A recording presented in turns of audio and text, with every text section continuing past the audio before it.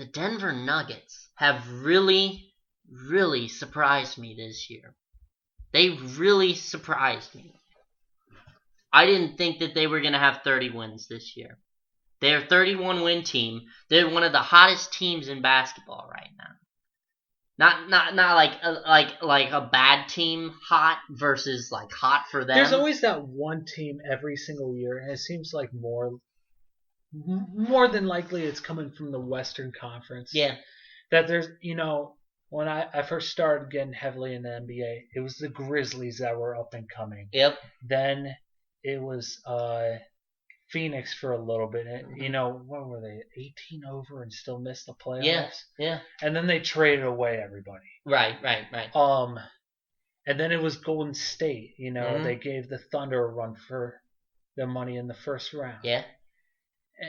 And now I think if you're looking at today, there's a couple teams, and we can get to another one later.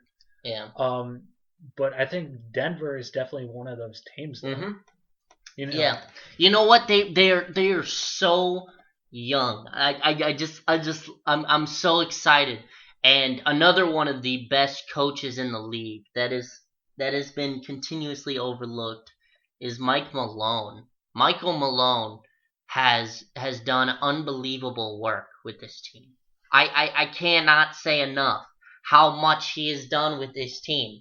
Considering, that Wilson Chandler's been out basically the entire season. Danilo Gallinari is done for the rest of the year. And Fareed hasn't been anything more. He's not improved. Ty Lawson is gone from this team. And they're just young. And they're playing a lot of young players. And the one young guy, and we're going to disagree on this, the one young guy that I feel like has made the biggest difference is Emmanuel Mudiay. Emmanuel Mudiay has been very good recently. And you know what, his stats aren't going to say anything to you. His stats aren't going to sing a pretty melody. He's got 12 points, 5.5 assists, and 3 turnovers a game. No, there's nothing impressive about that. But when you break it down, he had 16, 7, and 6 tonight. 16, 7, and 6 for a rookie, and he's coming along. For a rookie guard, nonetheless. Rookie point guard, man. That's the toughest position to try to break into in your rookie season. And Emmanuel Mudiay, man, he's got so much potential. He is so scary. He's actually, I think he had the best buzzer beater this year. I think he had the best buzzer beater we've seen in a while. Actually. Yeah, probably the last 10 years. It was crazy. I think one thing, he's shooting Marcus Smart rookie percentages. Yeah, of course. Which is pretty ungodly. He's shooting about 35%, which is horrible. It's really bad. 35, 36. Then again, something like that. He's 19 years old. Oh yeah. And he didn't play college. He played 20 games over in China. That was his college ball. How much experience do you think he honestly got over there trying to ball with top competition? Probably not much. Probably not that much, but you know what? I think he got more than you think he got. Personally, I think he got plenty of experience. Those guys don't mess around. Basketball is bigger in China than it is here. Basketball is their sport. Love basketball. I can agree with that. Tracy McGrady played over there. He just retired recently. T-Mac. Mm-hmm. He's playing over in China. He's 38. He's playing over in China. And I remember there was another great D-League, or not D-League. There was another great NBA player. Stephon Marbury. Stephon Marbury, man. He played. He was just playing. I think he just retired too. He was like 40 when he was playing over there. He was crazy, man. It's competitive, man. They have that American touch over there. Some of those players. But Mudiay I think he got about as much experience probably as Kyrie Irving did, because Kyrie Irving only played about 20 games in his college career too. I saw an interesting article that was posted on ESPN Insider website saying that if it was not for Karl Anthony Towns, that the rookie who has had the biggest impact on his team, and we're going back to the Denver Nuggets here. Yeah. It's not Moutier, but it's Nikola Jokic. Nikola Jokic. Wow. Who would have known he'd be this impactful on it? On a team. I don't know where, what he was what position he was drafted. I think he's from Croatia. Do you know where he was? What number he was drafted? He might have been a second round pick, honestly, because I don't remember, because I think he was a second round pick from I think it was Croatia. He might be. It's somewhere in the Eastern Europe region, but I'm pretty sure it's Croatia. That was a second round pick. That was kind of a glaring hole for them, kind of entering the season. They didn't know who was necessarily going to be their starting 4 or 5, because you didn't know how much Kenneth. This was a prime opportunity for Kenneth Faried to kind of, improve, take the next step. Because nobody expected this team to be a good team, and they're not. But he never really took that next step, and they really needed somebody to kind of complement that 4 and 5 spot. Mm-hmm. And you know what? You know what? Last season they had a guy, and he's still here, and he plays every once in a while. His name is Jusuf Nurkic. That kid was supposed to be very, very good, and he's only played 27 games this year. That kid, he's put up big numbers when he's been in. He's 7 foot. He's a huge body, but in his absence, Nikola Jokic has gotten his opportunity to play, and he has embraced the challenge.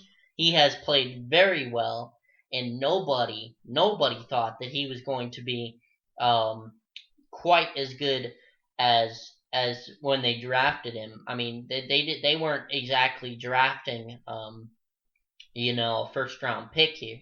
They were drafting a guy who was going to come over, play a couple years, finally get it back, and then maybe he'll become a bench player. Yeah. But I you know what, I couldn't agree more. I mean, honestly, he's been the best international player this year. I'd say besides Kristaps Porzingis, obviously, Porzingis has been the best international player that's even played for this a season. 4th pick. He didn't really have that high of expectations. Yeah, for relativity, he wasn't.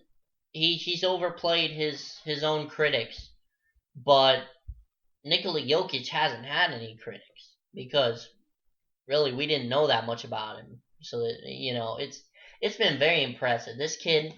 He was a second round pick, 41st overall. 41st, and I apologize. He's from Serbia, yeah. Eastern Europe. Yeah, Eastern Europe. No, I was saying Croatia, but yeah, he is from Serbia. I think Mario Hezonja is the guy who I was thinking of. I think he's from Croatia. Yeah, he is from Croatia. There you go. I knew one of these guys in the draft was, but you know what? Your idea of Jokic is very good, but I think it's just all these pieces together. You know what? Gary Harris hasn't been bad. He's their fine. starting. Yeah. He's their starting 2 guard. But the one guy for me that has made the biggest difference, and our man, Dame Dollar, came out, and gave such big compliment to this guy, Will Barton. How much of a revelation has this kid been? Came out of nowhere, honestly, and just performed. He has done it very quietly. He has put up great numbers. Came off the bench every single game this season. He's only started 1 game this year. Started 1 game. He's averaging 14 a game. 14 a game. I mean, this guy deserves a lot of sixth man of the year credit. Was he averaging 14.7, 6 rebounds, 2.4 assists. And shooting about 36% from three. I mean, those are very good numbers. For a backup, what? Backup 3? Backup 2 guard. Backup 2 guard? Yeah. That kid has been solid. That is why they have the record that they do now. Is because of Will Barton. We can look at the rookies. We can look at the young guys play. But at the end of the day, Will the Thrill Barton has taken this team into this level. He has been the biggest thing, and I think it's his contract year. So I think he's about to go and make some dough here, make some money here with his play level. And man, he could be really something.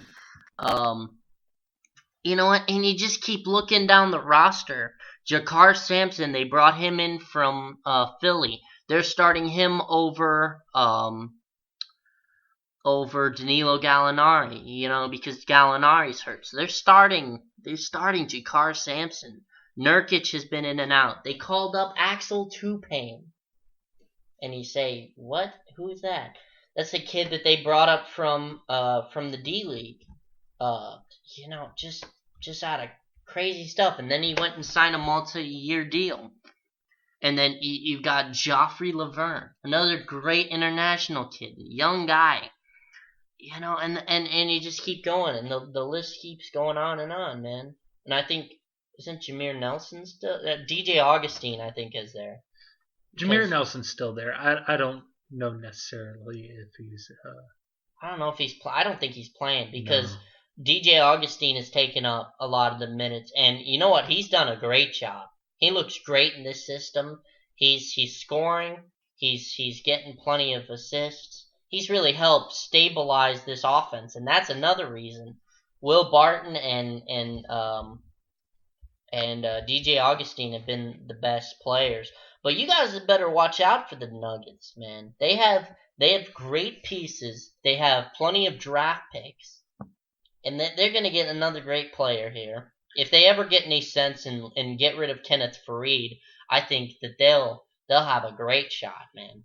Honestly, they've got a great team. They need to spread the floor more with that 4 spot. I think, you know. Well, but that's why Gallinari's there. I also think they're probably another decent bench player away from finally making it into the playoffs. I bet you next year. I bet you the Nuggets make the playoffs again. I bet you they could make the playoffs next season. They are good enough. They are good enough now.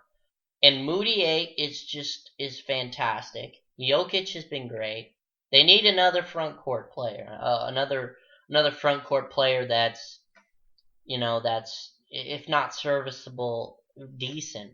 They need a decent front court player.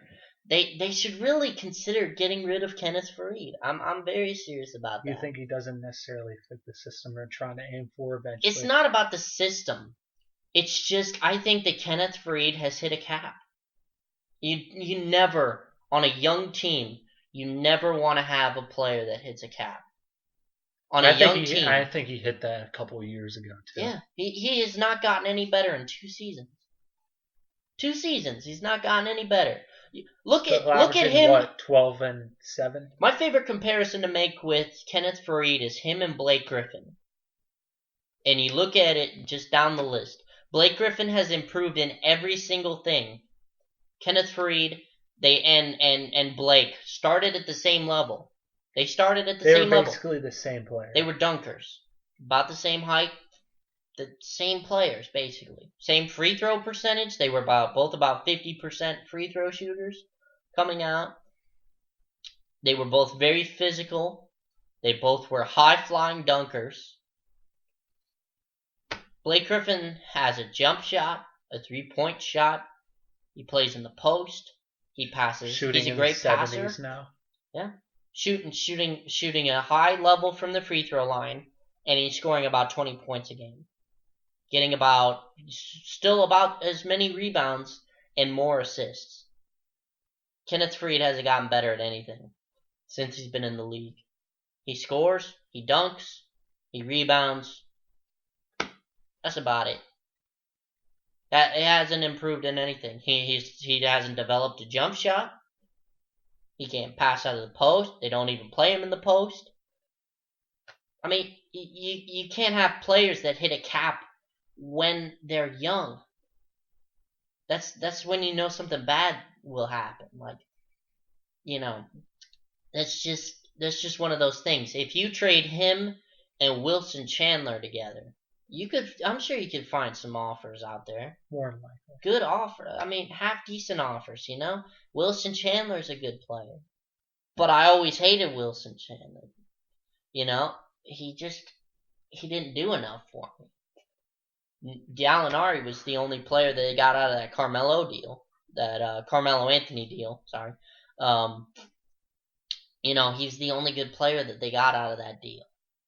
They got Wilson Chandler, and I think David Lee might have come over too in that trade. I don't know when that happened, but I think that was a couple years. They also got Mozgov, didn't they? I think. Well, no, I don't think Timofey Mozgov. I think that was later. Mozgov was later, but no, man. I mean, they've still been rebuilding from that year. But they've done such a good job, and Danilo Gallinari is still one of the best, tweener scorers. He's a great shooter, unbelievable potential, talent, and he's just a great shooter. So I'm sure you could piece those two guys together. You move Gallinari to the 4, and then you have another 3-man, and you're just good to go. Honestly, you've got a great team here. You've got a great team and a really good system. They're playing defense again. They're playing grind it. I can't believe I'm saying Denver Nuggets and defense in the same sentence, because we remember they're still pretty bad though. Well, not really. In general on defense. Not really. I mean, you know what? These numbers, they don't necessarily give them justice. They don't give this team justice, the numbers, because there are plenty of games where they keep their opponents under 100. Mm-hmm. But I mean, it doesn't help when you have an 130-point game every now and then. But the Nuggets have been playing pretty good defense, and that's also without a half decent shot blocker in there too, and just a confident veteran defensive system that's all put together. They lack that, but they still have so much potential. They've still got a really good team, and they're getting better every single night. And recently, they've been very impressive. So I would agree. You know what? I gotta tip my cap to the Nuggets, man. They've really done such a good job. And they're just getting better, and they really are just getting better. I'm a big fan of this team. I really am. I think another team that I'm definitely a big fan of out west. And unfortunately, I think they'd be fighting for a playoff spot right now if it wasn't for a year-long injury bug that they've had. And that's the Sacramento Kings. Oh, yeah. I think both one of our favorite franchises. That's one of our favorite franchises looking back. It's one of the ones that we definitely pity over the years. Oh, yeah. Too. Well, I don't like to use the word pity, because that they wouldn't want to feel sorry for themselves, I do feel bad for them. Oh, of course, everybody does. Everybody feels bad about that. Everybody feels the injustice that was served. 2002. Yep. I think with this current roster, if I'm looking at this roster right now, I can pull that up. They're 29 and 42. I mean, 29 and 44. Excuse me. It's not a very good record. No. But you also have to consider a couple factors in here.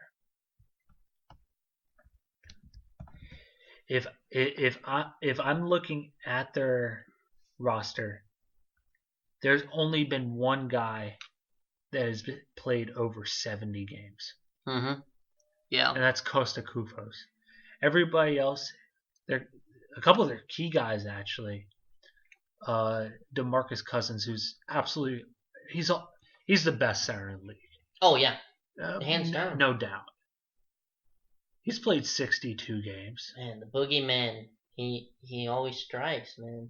Ben McLemore's played 59. Yeah. He's missed a lot of recent games recently. Rudy Gay's played 64. I mean, Rudy Gay's the one. He's missed a lot. He's been the main guy. Yeah. You know, you can play all you want with DeMarcus Cousins. Yeah. But you need another guy to go to, and Rudy Gay's been that guy when he's been there. Mm-hmm. And also, I think when they went out in this past draft, I was a little skeptical about them picking up Willie Cauley-Stein. Man, I love Willie Cauley-Stein. Dude. The way they've utilized him, because I've always been skeptical about his offensive game, but I think the way they've utilized him on both ends of the floor. He's getting what, 7 and 5.5 or something like that? Yeah, I think that's what he's getting right now. I mean, I can double check on that. That is. I think he's getting 7, 5.5, and 1 block per game. Which really, they're great numbers. He's getting us basically a steal and a block per game. He's a great energy guy. He's just another great guy to put right next to Cousins. I love those guys that you can put next to Cousins. Do you think you could play both in the same line? I mean, Cousins is a traditional 5 though. But the biggest thing that DeMarcus Cousins needs, he needs a guy that can sit there and help him rebound. He needs somebody that can help him. He's going to be the rotate man. Willie Cauley-Stein's the defensive guy. And we already know that Cousins can also be a playmaker as well. Oh, Cousins is a great playmaker. Could you imagine those two playing off each other? Finishes. I was going to say, could you imagine those two playing off each other? It's a lot of fun to watch already, I think. It's pretty rare that you get two big men that can play off one another. 2 7-footers that can play right next to each other. I mean, currently you've got Duncan and Aldridge. Oh, but they're completely different. Different, yeah. They're completely different. They play a little bit different, like you said. But when's the last time you've seen a two big men tandem though? Yeah. It is. Well, two big men that play like that. I mean, you've got Gasol and Randolph. Yeah. But again, they like to grind it out in the post. The one strange thing about these guys and the way that they play, DeMarcus Cousins will put up something and Willie Cauley-Stein will go and get it, and then he'll get it back out to somebody, and then it'll come back into Cousins' hands. And then and Cousins will create for everybody, man. Cousins is the best scorer in a front court in the game of basketball right now. He's the most versatile player. He literally, when he added that 3-point shot, and we were kind of skeptical watching him kind of shoot threes, because I remember watching him in the summer league a little bit, and he was shooting some, well, not in the summer league, but in the preseason when he was taking threes, I was like, oh my goodness, is this gonna actually last? I was like, oh man, this could get ugly. And then he shot, 36% from 3? Something like that. It's crazy. It's crazy. Adding, he's got like 25 points per game, 12 or so rebounds. 27 points. Yeah, 27 points per game, man. He's the top big men scorer in the game. He's right there. He's got more than LeBron. He's just behind Harden and Curry. Literally, he's 3 points behind Curry. That's just crazy. And he's getting 12 rebounds per game. It's pretty rare. So, it's pretty rare that you get a big man that can score with this caliber nowadays. But it's pretty rare that you can get him, up there with, like, the top-notch scores in the league. Oh, yeah. Because, I mean, even at his peak, what was Dwight Howard averaging? Probably not more than 22, 23. Yeah. I honestly, he wasn't that great of a scorer. He wasn't that. I mean, obviously he couldn't shoot. Took a lot of free throws, yeah. Oh, but I mean, that's the crazy part about DeMarcus Cousins. DMC can shoot from the free throw line. He can shoot from the baseline. He can shoot from straight away. He can shoot out of the pick and roll. He can shoot anywhere. He had a great jump shot when he came out of Kentucky. When he came out of there, he was actually a pretty good jump shooter to begin with. He's an 80% free throw shooter too? No, I mean he's still pretty under average. But for centers, he's quite a bit over. 80% for centers, I'd say. 72. 72. That's not bad. That's yeah. He takes a lot too. He takes a lot of free throws per game. Take into consideration what type of pressure he's on, like kind of carry that team a lot of the times. Yeah. Because I mean, I'm looking at their roster right now, and we both love Rajon Rondo. Outside of Cousins, Rudy Gay, and Rondo, and maybe even you've pretty much got specialty guys on this team. But not very good specialty guys. I mean, Darren Collison. I love Darren Collison, another six-man guy. I love watching him and Rondo together on the court. You've got two. He's a great player. You've got two scorers in Caspi. Caspi's a great shooter, and Bellinelli. Bellinelli's a good shooter, great shooter. Yeah. You've got energy guys in McLemore and Willie Cauley-Stein. McLemore will shoot. He'll play some defense. He'll body you up. And you've got a good backup center as well with Kufos. Yeah. So and even a guy like Seth Curry is much improved this year as well. Seth Curry's great. One of my favorite players, Quincy Acey. Yeah. Man, a Baylor guy. He will fight for every single loose ball. That man will go after everything. I'm pretty sure it's Quincy Acey that you're thinking of, but I think I'm pretty sure it's Quincy Acey I'm thinking of, but I think he leads the NBA all-time in offensive rebounding percentage. Well, no, isn't that Reggie Evans? They look the same. Honestly, they play the same too. They have the same beard and the same game. Basically the same game. They have the same beard. Everybody they were on the same team for a couple of years. I'm sure the coach at one point said, "Yo, Quincy," and he was talking to Reggie Evans one of these times. I mean, but I mean, they were on the same team for a couple of times, but they play the exact same way. Yeah. Now the only difference, Reggie Evans is 6'10" and Quincy Acey's 6'8", but that's about the only difference. Yeah. I think Reggie Evans is. They got on the boards hard. Yeah. I think with this, I think both with Sacramento and the Denver Nuggets, you're gonna kind of see what you've seen for the past few years out of these up and coming teams. Yeah. They'll have these really bad years before, or these slightly under average years. Yeah. And they'll go get a mid first round pick. Yeah, I'd say top 10. It doesn't even necessarily need to be top 10. I don't think. I think they'll both get top 10s. The Kings will. Yeah. You think about it though. They're both getting lottery picks. Yeah. What another pick or a tradable asset could do for those teams could make a lot of wonders. Absolutely. And more so experience too, because you're not gonna. If you're Sacramento, you are not going to make the playoffs if you're bottom of the league in every single defensive category. Yeah. That's not going to happen. No, I agree completely with that. But I think that drafting somebody like Willie Cauley-Stein is going to go on a long way. And once they actually have an established system with a coach that's there consistently, with having the exact same system, I think George Karl is the perfect guy for this. I think George Karl's great, man. He's put Rondo in charge. He said, "You know what, Rondo? This is your offense.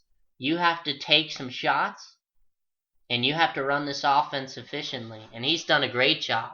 His assist numbers are great. His scoring is pretty good. He's actually shooting a half-decent percentage from three. And all of his numbers are up from Dallas last season. So, you know what? Rondo's been great, man. The one piece that holds Sacramento back, a bit like Denver, actually, Rudy Gay. Rudy Gay has never, since he left Memphis, has not been the same player. He's not nearly been as good. And he's making $20 million to not be as good. And it's just kind of sad because the guy was supposed to be the second best, second or third. He was second tier. He was those second tier guys. You had LeBron, Melo, Durant. You could throw Paul George in there maybe. No, I wouldn't do that. I'd still say Paul's second tier. But you have Rudy Gay in the second tier. Paul George. When he was with Memphis, definitely. He was a second tier. Now he's not a second tier anymore. I don't even know if he's a third tier necessarily. Well, I'd say for small forwards he probably is. But because there aren't that many great small forwards. But man, I mean, how good they would be if Rudy Gay played like Rudy Gay. How good would that team be? If he actually scored 20 points a game. Because he's not scoring 20 points a game. Let me make that very clear. He's not scoring that well. And he was brought in to score the basketball. At the end of the day, Rudy Gay scores the basketball. And he has not done that here. He didn't do it in Toronto, and he has not done that now. It's just that one person, that one piece that holds the team back. And he hasn't done a great job. And, man, I mean, that's just really stunted the growth of where Sacramento, they want to go. And how good he could be for the amount of money that they're spending. And for these small market teams, man, you have your couple of big contracts, and then you have everybody else. You need your big contracts to play like big contracts. Rudy Gay has not played like a big contract. He has played like a $5 million player, a $10 million player. He needs to play like a $20 million player. It's just not been good enough, and it's a bit like Kenneth Faried, honestly. If he playing like a $20 million player, I think Sacramento averages about the same amount of points that Golden State is right now. Yeah, I'd say him and Cousins could both get 25 a night. Yeah, that's fair. And with Rondo dishing it out, they actually have a great core. Darren Collison is great. I love Darren Collison, man. Their bench is solid. The savvy vet, Darren Collison. Indiana Pacer, man. Him and DJ Augustine were your guys before you brought George Hill. No, it was TJ Ford and the DJ Augustine and Darren Collison were a backcourt duo together. That's the one. Darren Collison is that one guy I wish we would have kept around. Yeah. Honestly, I liked him more than I liked George Hill. Darren Collison was better than George Hill. He was better when you sent him to Dallas. He was better. He was better than that. Darren Collison's great. Bellinelli, he's not been great, but he's a shooter. And he's gonna shoot the basketball when he gets better opportunities. He's gonna shoot better. So when he's surrounded by better, when he's in better spacing, he's gonna shoot the ball better. And Omri Caspi is also another one of these guys. He's a Turkish guy, and he's just fantastic. He's a great shooter. He's a good passer. And, he just does a lot of the little things that this team needs. Again, out of those three main guys, it's just role players. It is. And that's how it is for a lot of teams. But I think, that being said, I think they just need one of those. They need to upgrade over Rudy Gay, like you said. Yeah. I don't know who they'd try to go out and get. They could try to go maybe even after a Kevin Love type of guy. Do you think that's do you think that's a possibility? No. First of all, I don't want to see any of the teams that I like go after Kevin Love. I don't think Kevin Love is beneficial to his team in the way that somebody like Boston would be great for him, because it's his team again. He runs a good system. Like that's good. The system can go around him. The system wouldn't be for him in Sacramento. It would be for him in Boston, but it wouldn't be for him in Sacramento. It's DeMarcus Cousins' team. Run the offense through Cousins. See, I think they should run the team through DeMarcus Cousins and let these guys go to work. Get somebody that's reliable. Get another four-man that you can dish the ball to and score. Put Willie Cauley-Stein and Cousins in the lineup together. Willie Cauley-Stein's young. He likes to grind, He grinds very well. He's a great defensive player. He just does a lot of the little nitty-gritty things that maybe DeMarcus Cousins doesn't do. Yeah. He's a good shot blocker. He's got great potential to be a top shot blocker in the league. He will continue to become a better rebounder. He finishes around the rim. He shoots a great percentage from the free throw line. He just does a lot of things really well. Yeah. And those are the types of little nuances, those little facets that you bring in. All those little things help cement this team and really cement cement the front court together. And in time, I think that Willie Cauley-Stein will be that player. I think he will be that player. Do you think he could potentially start with him? Oh yeah, I think they do not. I think they should go forward with that. Do you think they should make it a long-term thing? I think so. I think that's fair. Yeah. Definitely.